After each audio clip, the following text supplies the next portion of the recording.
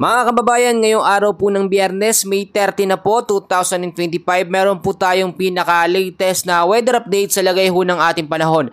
Pero kung bago lang kayo sa ating channel, please huwag niyo muna kakalimutan na mag-like and subscribe at pa-share na rin ang ating update sa ating mga kakilala, sa ating mga lovers para updated sila sa lagay ng ating panahon. Sa kasalukuyan ho, wala tayong minomonitor na anumang bagyo na sa loob o labas ng ating Philippine Area of Responsibility. Pero meron pa rin ho tayong minomonitor ngayon na low pressure area. Dito po yan sa may bandang kanluran po ng Vietnam, no? Sa labas ng ating Philippine Area of Responsibility. Etong low pressure area na ito, unlikely or maliit yung chance na maging isang ganap na bagyo within the next 24 to 48 hours. At take note, wala po itong direktang epekto sa ating bansa. Sa ngayon mga kaibigan, bukod po dyan sa low pressure area sa labas ng PAR, apektado naman tayo ngayon na tinatawag ho natin na southwesterly wind flow, no? O yung mahinang habagat.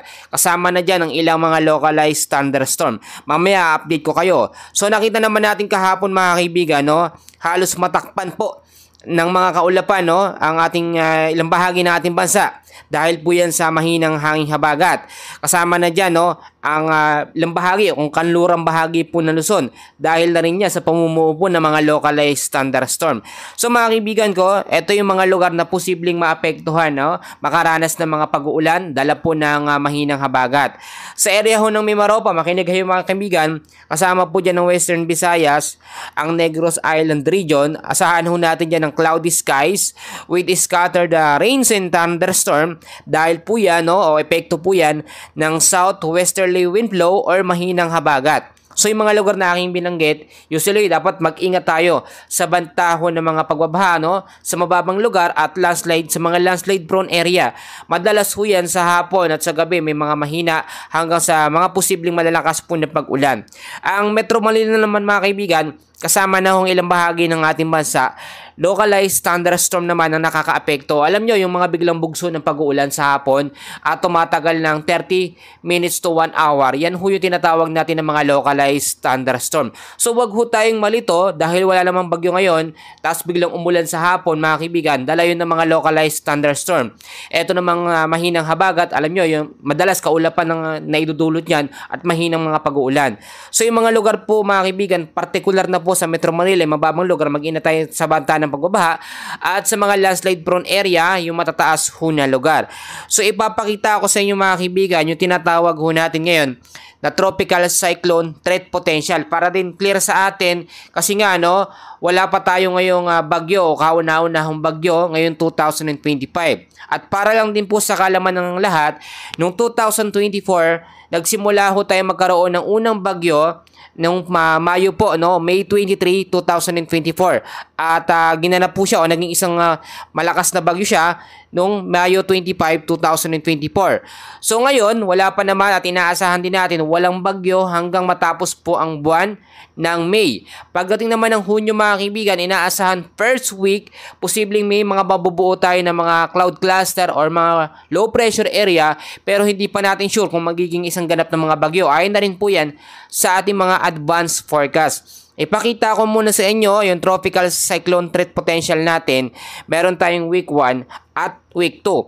Sa week 1 natin, pasok ho dyan, May 28 hanggang June 3, 2025. So ito yung sinasabi natin na posibleng sama ng panahon o cloud cluster, pero low chance siya maging isang ganap na tropical depression or mahinang bagyo. So week 2 naman natin, ito na no, pagpasok na to ng June 4 hanggang June 10. So kung titignan nyo mga kaibigan, sa image satellite natin, may nakikita naman dito no, na mga cloud cluster o sama ng panahon, pero low chance pa rin siya na maging isang ganap na bagyo. Pero hindi ho natin inanalis yung mga posibilidad na may mabuong bagyo pagpasok po ng buwan po ng June, no? Dahil usually tag-ulan na yan, dyan talaga nagsisimula.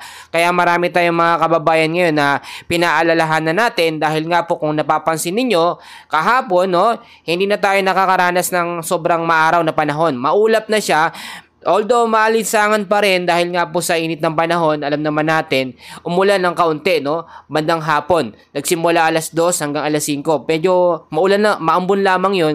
Yun na po yung pagsisimula natin or transition ng tag-init to tag-ulan.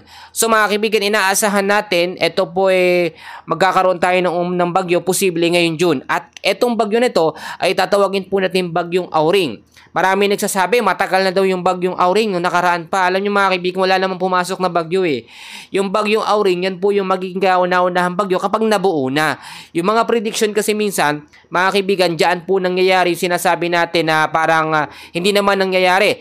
Bagyo, akala natin bagyo, pero yung pala, mga low pressure area lamang. Kaya naman po mga kababayan, wala pa man tayong bagyong minomonitor ngayon, maging handa na rin tayo sa mga posibilidad na pwedeng mangyari. Dahil nga po, once na magsimula na o magkaroon na tayo ng unang bagyo, posible ho yung magtuloy-tuloy na. And usually, tumatagal naman talaga ang tag-ulan mga kaibigan, simula June at minsan hanggang Disyembre pa yan. So ngayon mga kaibigan, ano ba yung mga dapat natin gawin na paghahanda? Unang-una, dapat linisin natin yung mga lugar natin.